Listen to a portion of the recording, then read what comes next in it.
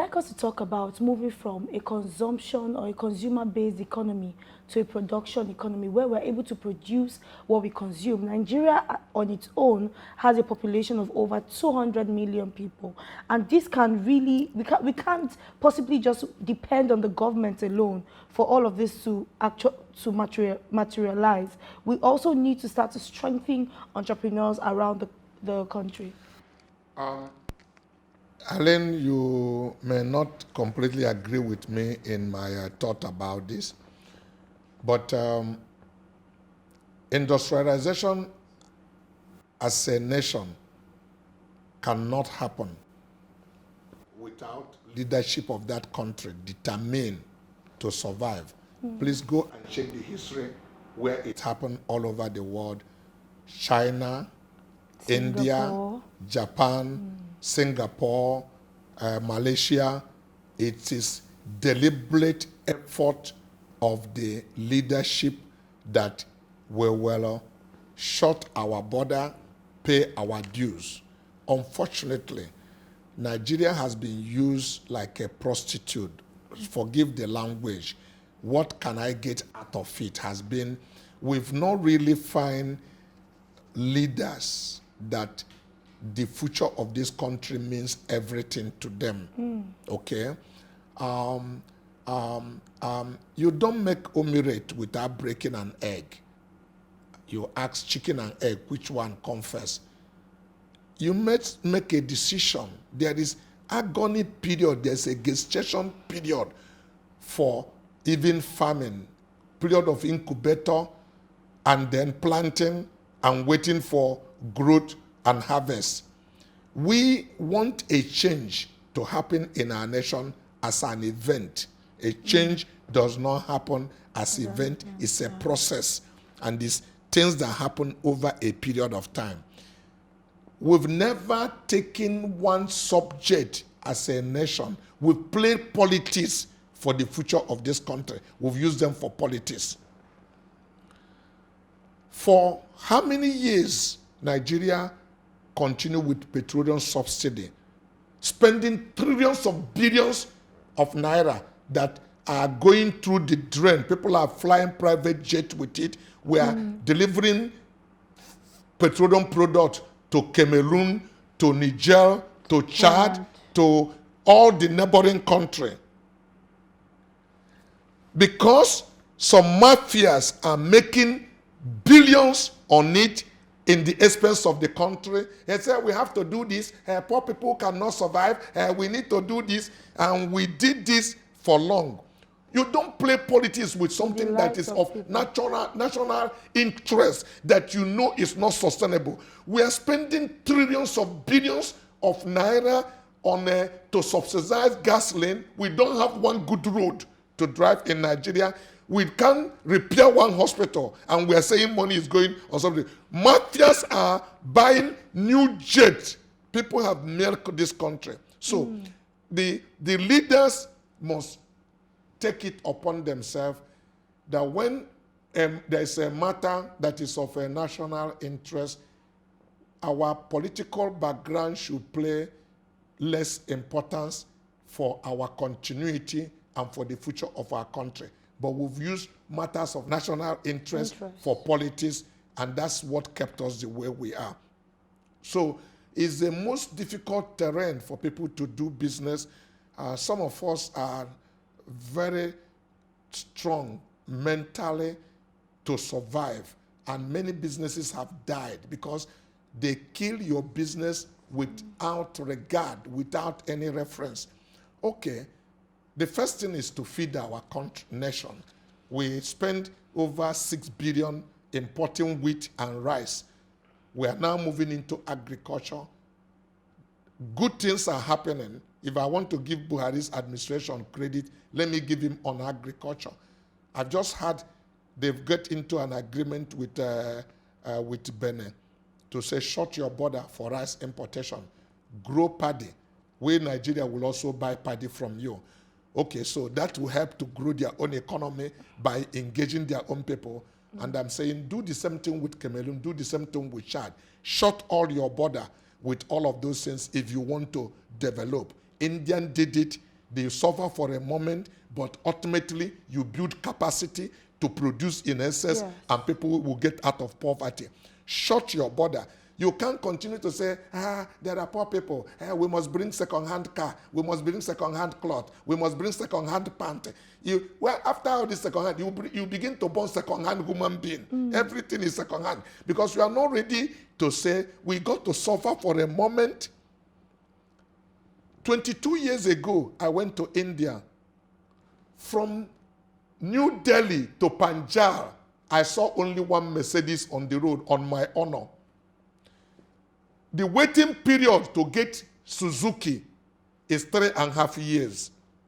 But they were determined. Today, every car manufacturer is in India. Every car is made in India. All BMW, Mercedes, everything. South Africa, in our back neighbor there, they don't assemble. They manufacture from grassroots level, all brand. All the 3 series that are driven in the United States of America, in Japan, around the world are built in South Africa. And the same thing with Mercedes C-Class. And the car they build in South Africa are better in quality than the one they build in the United States of America. Nigeria have capacity, can do it, but unfortunately, are we ready to bear the pain? And regrettably, the leadership that understand what it takes have never been in a place. And that's why the world continue to use us as a dumping ground. Okay? We want momentarily gain, but we are not planning for long time that will take our children out of poverty. Do you know the level of job automobile industry will create for Nigerians? Take it out of South Africa. You see how many of their job goes down. They are exporting car to other part of the world. Nigeria is a consuming, just give us, and this put pressure in our foreign exchange. The unfortunate thing is that if we don't change, we are sitting on a time bomb, because in the next 10 years, this black gold we have will not be relevant to the world anymore. People are doing everything to walk away from it. And then that is still only thing that sustains us today. We are not planning to diversify our economy. So where do we go when the black carbon is not accepted anymore? We have more gas deposit in Nigeria than petrol. Have we developed our gas industry, a clean energy that the world is looking for? Is any investment being made in that direction? So this is a case of another day. Leadership is a problem of Nigeria. If we can get the right leader, there's no reason why Singapore should be better than this country. Nigeria lead at a time. If you get 30 years ago, Nigeria were comparing with Malaysia, Indonesia was behind Nigeria, China. But look at where China is today, and look at Nigeria. We used to see China, see people with a big konkosa, with mama mo, with flour. Look at how China has revolutionized their industry. What has happened to us? What has happened to us? So the real truth is to sit down and be honest. Do we want to stay as one Nigeria, to have one voice? Because a kingdom that divides against itself never stand. That's why I said the country is treated as like a prostitute. They keep on raping the place. Nobody is really talking about futuristic of this country. If we decide to have a clear, peaceful referendum, let everybody go and manage his locality. We all have everything that can make us a super nation. Do Niger have a seaport? Life is still better lived today in Niger than it is in Nigeria. They not feed the whole country, agricultural-wise. We need their food. We need their cows. If they go and manage their food industry, they can be a better country than the Nigeria we have today. Nigeria has been raped. And let other people do what they know better to do. I don't know if you heard this in the public, whether they won't throw stone on me. But I talk from my heart, and I'm not afraid for anything I say, because it is truly what I believe in, that we need a leader that is a Nigeria. We have also have northern leader. We have southern leader. We haven't had a Nigerian leader. So we Now, need a Igbo leader people are that's all agitating, we need an Igbo inclusive. leader. We don't need Igbo leader. We need a don't need Hausa competent leader. We need a Nigerian leader. We've not found a Nigerian leader. Nobody has read Nigeria. We need a Nigerian leader to change the narrative of Nigeria, and then we can have a Nigeria.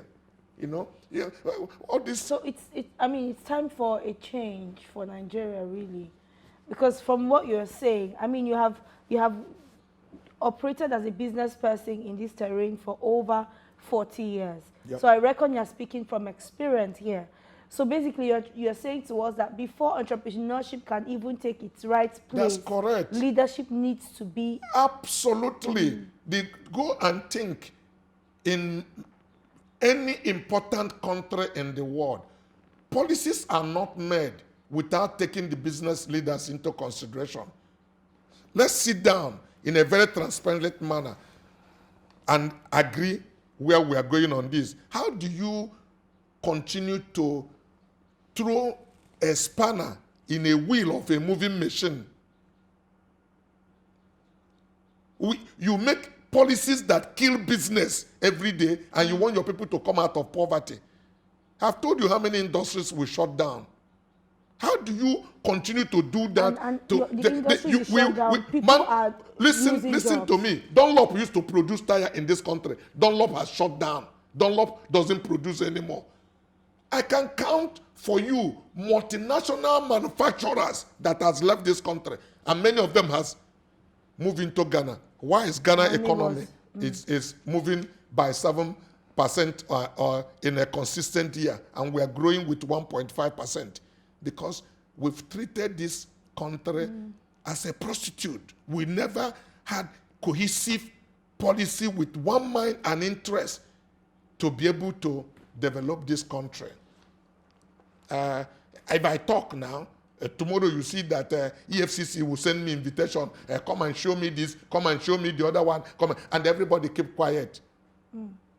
You use government organs to shut people's mouth down, and you are not ready to do anything that is meaningful to be able to help the country go out of it. If you continue to do this, one day you pull a tanker and kill all Nigerians, because people will get to. It happened in France when the leaders are telling the people, which way do we go? Because the leaders are so detached from the people. When they said there was no bread, they said, why not give them cake? As if the people have choice between cake and bread. If they do not know that there's no bread, it means there's no food. Until the people take to the street. The leaders now ask people to show us the way. That is a time bomb that we have been sitting on it here. You can quieten people down. They get to a point in China, the people, the more you kill them, the people come out of the road and let the tankers run over them. We will get to the point where people will be willing to share their blood for unborn generation. But these few cabal politicians that have taken the entire 250 million people into their captive market must know that their time is up and that they need to lose the grips of their hands in Nigeria. The fear of these things happening was one of the reasons why we are setting up in other African nations, because it comes like a flood, and it's going to come. And when it comes in that way, it doesn't respect anybody. Anybody that is wealthy, that is rich, is the target of the people. If we don't change the narrative, it is a time bomb that will explode. The day and time is not what we do not know. The leaders must begin to think very seriously to say, can we continue with this? And we're educating these boys and putting them on the street without making a provision for them, without having future for them or their children that is unborn. One day they will say, somebody met an adage that an armed robber met an Igbo man and say your life or with your money. The Igbo man said, give me time to think about it. So whether it's life whether life makes sense to be alive without means of living, or it's better to all the vice we have in Nigeria is poverty that create Boko Haram. It's poverty that create kidnapping. Do anybody ever think before you'll be going in the road in Nigeria that somebody will take you? It never happened. It was an alien language for us when we are hearing that in Cambodia, not Cambodia, in somewhere in South America, that they kidnap people. It was sounding very foreign. It was a foreign. It was very foreign, very alien to us. It became the order of the day in our country. All of these things hinged on the fact that people are suffering. Bad leadership. That's the thing that give birth to all of them. A lot has been said here, but we're out of time. Thank you so much, Dr. Cosmos Maduka, for joining us on Business Insights with Irene. Thank you, Irene. Thank you.